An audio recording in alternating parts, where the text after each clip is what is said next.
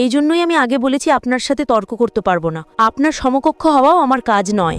আপনি কতটা পড়েছেন আমি জানি না। আমি পড়িনি, আমি একজন অশিক্ষিত সাধারণ মানুষ। লাভ ম্যারেজ ছিল?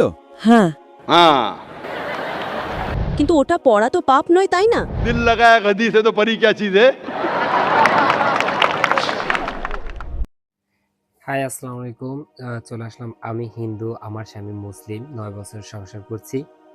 তো এখন কেন ইসলাম ধর্ম গ্রহণ করতে হবে? তো চলুন, ডক্টর জাকির নায়েক কি অবাক করা তথ্য দেয় যে উনি উত্তরটা পেয়ে সন্তুষ্ট হয়। চলুন আমরা সম্পূর্ণ ভিডিওটি শুনি এবং দেখি কি এমন তথ্য দিল যে সে শেষমেশ রাজি হয়ে গেল। দেখি। আমার নাম স্বপ্না, আমি হিন্দু পরিবার থেকে। আমার স্বামী মুসলমান হামিদ কোরেশি। আমি এই প্রশ্নটা করছি যে পূর্বপুরুষদের সময় থেকেই হিন্দু মুসলমান জাত ভেদাভেদ চলছে। তো আপনি বলেন যে হিন্দু মুসলিম আলাদা আলাদা নয়, এরা সব এক। আমি মানি, কিন্তু ব্যাপারটা হলো যখন কোনো হিন্দু বাচ্চা হয় তখন তাকে হিন্দু রীতিতে বরণ করা হয়, মুসলিম বাচ্চা হয় মুসলিম রীতিতে বরণ করা হয়, যেমন তার কানে আজান দেওয়া হয়। আর যখন হিন্দু বাচ্চা হয় তার নাম কৃষ্ণ বা রাম নাম রাখা হয়। যাকে যেরকম শিক্ষা দেওয়া হয় সে সেরকমই শিক্ষা পায়। যেমন আমাদের শেখানো হয়েছে ছোটবেলা থেকে ভগবানকে মানতে, আমরা ভগবানকে মানি। আমরা মুসলমান ধর্মকেও মানি, এমন নয় যে মানি না। আমাকে যেরকম শিক্ষা দেওয়া হয়েছে সেই শিক্ষাকেই আমি মানি। কিন্তু আপনি বলেন যে মুসলিম সঠিক আর হিন্দু ভুল, এমনটা কিভাবে বলতে পারেন? পূর্বপুরুষরা এত বড় মানুষ ছিলেন, তারা অনেক কিছু জানতেন। আমি আপনার সাথে তর্ক করতে পারবো না, কারণ আপনি অনেক কিছু জানেন আর আমি কিছুই জানি না। আমাদের বাবা দাদারা এসব দেখে এসেছেন এবং আমরাও দেখেছি যে আমরা গুরুজন, তাদের আমি সম্মান করি। তিনি আমার সাথে তর্ক করতে চান না, আমিও আপনার সাথে তর্ক করতে চাই না। করতে পারবো না কারণ আমার অত শিক্ষা নেই, অতটা বলতে পারবো না, তাই না? বোনের প্রশ্ন হলো যে আমি বলি হিন্দু মুসলিম এক, কিন্তু যে হিন্দু পরিবারে জন্মায় তাকে হিন্দু শিক্ষা দেওয়া হয়, যে মুসলিম পরিবারে জন্মায় তাকে মুসলিম শিক্ষা দেওয়া হয়। তাহলে এটা কিভাবে বলা যায় যে মুসলিম সঠিক আর হিন্দু ভুল? এটা কি বোন আপনি বলছেন আপনার শিক্ষা কম। আমি আপনাকে জিজ্ঞেস করতে চাই 2 যোগ 2 কত হয়? 2 আর 2 কত হয়? 2 আর 2 কত হয়? প্রশ্ন শুনে 2 আর 2 কত হাসি, হয়? 4 হয়। মাশাআল্লাহ। তাহলে বলবেন না যে আপনার শিক্ষা নেই। যদি গ্রাম থেকে কোনো মেয়ে এসে বলে আর বলে যে আমার বাবা আমাকে শিখিয়েছেন 2 যোগ 2 5 হয়, তাহলে আপনি কি বলবেন তাকে? 4 হবে, 5 কিভাবে হবে? 4 হবে 5 কিভাবে হবে? তোমার বাবা অঙ্ক জানতেন না। সে যদি বলে না আমার বাবাই শিখিয়েছেন, আপনি কি তাকে বলবেন আচ্ছা ঠিক আছে 2 যোগ 2 4ও হয় আবার 5ও হয়? এটা বলা ভুল। দুটোর মধ্যে অনুসন্ধান করতে হবে কোনটা সঠিক, সেটার উপরে আমল করি। না না, আমি কি চাই হিন্দুও সঠিক মুসলিমও সঠিক, 2 যোগ 2 4ও সঠিক, 2 যোগ 2 5ও সঠিক। আপনি তো মাশাআল্লাহ অনেক জ্ঞানী, আপনি জানেন 2 যোগ 2 4 হয়। কত লোকেরা জানে না 2 যোগ 2 4, তারা বলে 5 হবে। যেহেতু খোদা আপনাকে জ্ঞান দিয়েছেন, বুদ্ধি দিয়েছেন, আপনার দায়িত্ব হলো তাকে বলবেন বোন 2 যোগ 2 5 নয়, 2 যোগ 2 4 হয়। তখন সে হয়তো বলবে আচ্ছা আচ্ছা দুটোই ঠিক। আপনি বলবেন না দুটো ঠিক নয়, 2 যোগ 2 4ই হয়, 5 ভুল।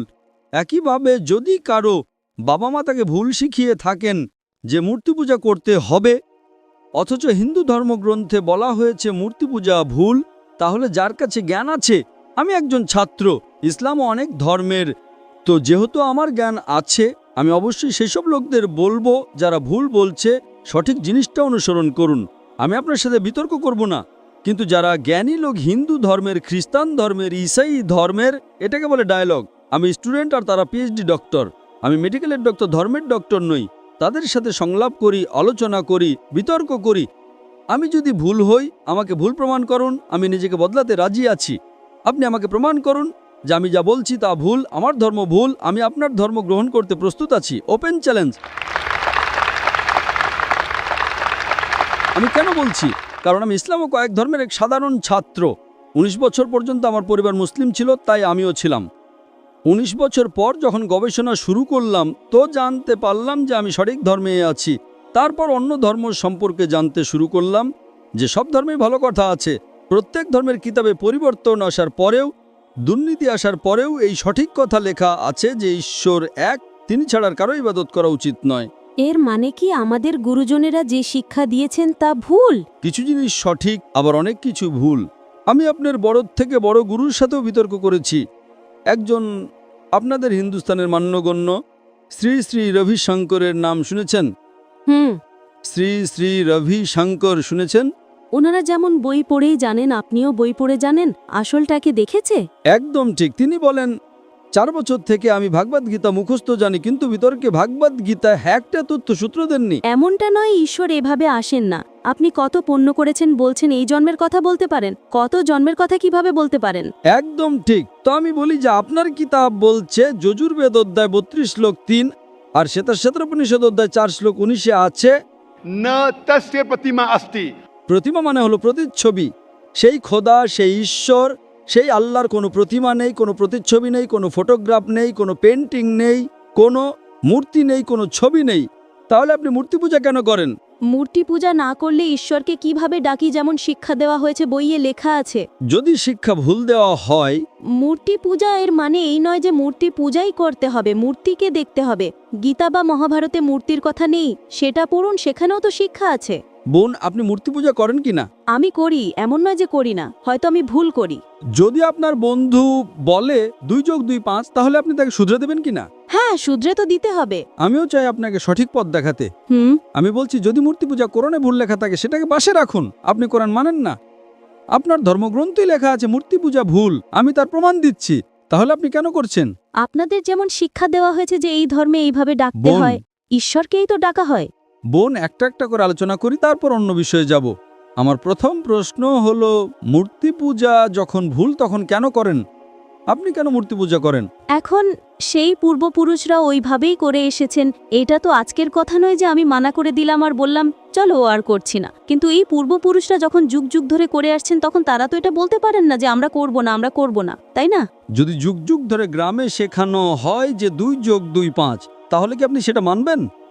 আমার পূর্বপুরুষরা বলতেন পৃথিবী সমতল, আমি কি তা মানব? আমি জিজ্ঞেস করছি, আজ পৃথিবী কেমন? পৃথিবী কি সমতল নাকি পৃথিবী গোল? গলে মাশাআল্লাহ, আপনি তো জ্ঞানী, আপনি তো জানেন। তাহলে যদি আমার বাবা দাদারা বলতেন পৃথিবী সমতল, তাহলে আমি কি করব? তাদের কথা মানবো নাকি ছেড়ে দেব? তো সেই সময় কি এই যুগ চলতো না? একদম ঠিক, আজকের যুগ এটা। এখনকার যে যুগ তার চেয়ে আগের যুগ সেই সময় ভালো ছিল, পবিত্র ছিল। আগে এমন প্রচার হতো না যেখানে কোটি কোটি মানুষ একসাথে দেখতে পারতো। আজকের প্রচার এখানে লক্ষ লক্ষ মানুষ জমা হয়েছে, লক্ষ লক্ষ মানুষের সাথে টেলিভিশনে কোটি মানুষ দেখছে। তাই আপনার কোনো অজুহাত থাকবে না। কোটি কোটি মানুষের সামনে আপনাকে বলা হয়েছে যে মূর্তি পূজা ভুল, এরপরেও যদি আপনি করেন তাহলে আপনার কোনো অজুহাত বাকি থাকবে না। মূর্তি পূজা ভুল আপনার কোরআন শরীফে যেমন লেখা আছে, আমাদের গীতা মহাভারতেও লেখা আছে, কিন্তু ওটা পড়া তো পাপ নয়, তাই না? আমি কখন বলেছি যে গীতা পড়া ভুল? আমিও গীতা পড়ি, আমি বাইবেলও পড়ি, আমি ইহুদিদের কিতাবও পড়ি, আমি বেদও পড়ি। আপনি কতটা পড়েছেন আমি জানি না, আমি পড়িনি, আমি একজন অশিক্ষিত সাধারণ মানুষ। কিন্তু আমি পড়েছি। হ্যাঁ, এই জন্যই আমি আগে বলেছি আপনার সাথে তর্ক করতে পারবো না, আপনার সমকক্ষ হওয়াও আমার কাজ নয়। হ্যাঁ, তো আমি আপনার সাথে তর্ক করছি না, আমি শুধু অনুরোধ করছি। কিন্তু আমি এটা বলতে চাইছি না আমাদের পূর্বপুরুষরা যা করে এসেছেন সেটা কি ভুল?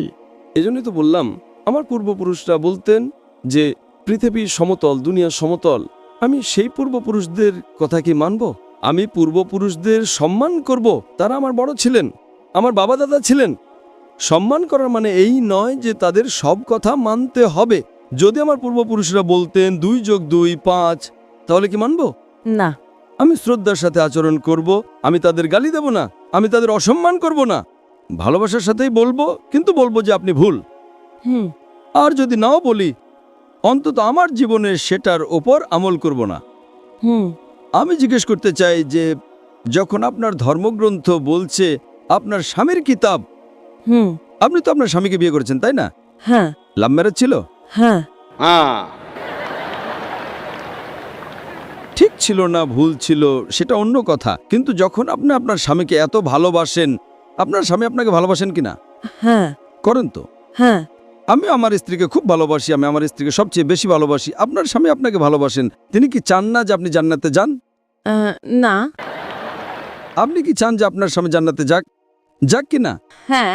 তাহলে আমি জিজ্ঞেস করি, যদি একটা গাড়ি থাকে আর সেই গাড়িটা যখন চলে, তার একটা চাকা সাইকেলের আর আরেকটা চাকা ট্রাক্টরের, গাড়িটা চলবে কি? না। চলবে না, ভারসাম্যহীন। এজন্য আমাদের দেখা উচিত কোনটা একটা সঠিক। 4 টায়ার যদি লাগিয়ে দেয় সাইকেলের, তাহলে হয়ে যাবে হাত গাড়ি। যদি ট্রাকের টায়ার লাগাই, হয়ে যাবে ট্রাক। তাই আমাদের এটা অনুসন্ধান করা উচিত। আমি এটা বলছি না যে চোখ বন্ধ করে আপনি আপনার স্বামীর কথা মেনে নিন। শিক্ষিত হওয়া জরুরি নয়, কিন্তু বুদ্ধিমান প্রজ্ঞাবান হওয়া জরুরি। আমাদের শেষ নবী মোহাম্মদ সাল্লাল্লাহু আলাইহি ওয়াসাল্লাম তিনিও নিরক্ষর ছিলেন, কিন্তু সবচেয়ে জ্ঞানী ছিলেন। তো আমি আপনাকে জিজ্ঞেস করছি, যখন স্পষ্টভাবে আপনার বইয়ে হিন্দু ধর্মগ্রন্থে এবং কোরআনে লেখা আছে, তখন আপনার পূর্বপুরুষরা যদি ভুল কথা বলতেন, তাহলে কি আপনার সেই ভুল জিনিসের ওপর আমল করা জরুরি? না। তাহলে আপনি কেন মূর্তি পূজা ছাড়েন না? আপনি বলেন আপনি আপনার স্বামীকে ভালোবাসেন কিনা সেটা একটা প্রশ্নচিহ্ন।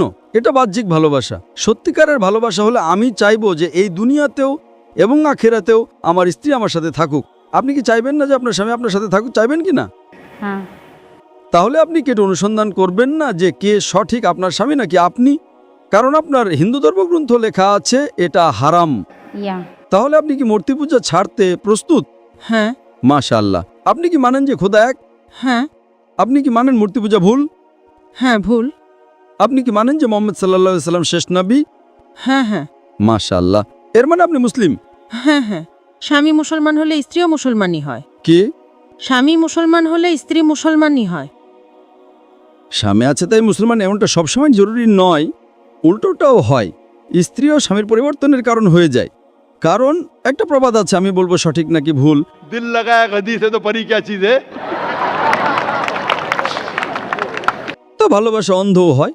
আমার উর্দু অতটা ভালো নয়, সব কবিতা পাবলিকের জন্য নয়। তো আমি বলতে চাই, আপনি তো বিয়ে করেছেন, ভালোবেসেছেন, কিন্তু বাস্তবে আপনি যদি মূর্তি পূজা ছাড়তে প্রস্তুত থাকেন, এক খোদাকে মানতে প্রস্তুত থাকেন এবং এটা মানতে প্রস্তুত থাকেন যে মুহাম্মদ সাল্লাল্লাহু আলাইহি সাল্লাম শেষ নবী, তাহলে আপনি নিজেকে মুসলিম বলতে পারেন।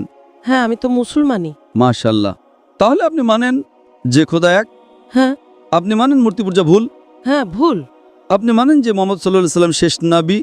হ্যাঁ। মাশাআল্লাহ। আপনাকে কেউ জোর করছে ইসলাম গ্রহণ করার জন্য? না, না, আমাকে কখনো কেউ জোর করেনি। কত বছর আগে আপনার বিয়ে হয়েছে?